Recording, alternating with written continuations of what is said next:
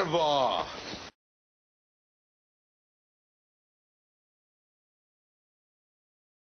Epäilemättä.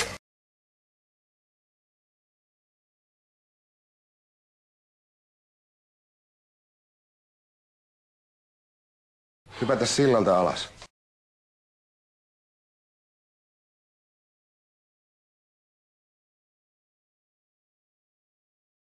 Omaan kylpyammeeseen.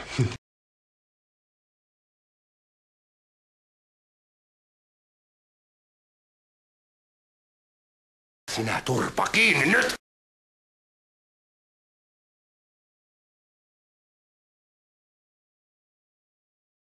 Ja mene sinä aikaskuluksi vaikka hinkkaamaan noita lehtihyllyjä.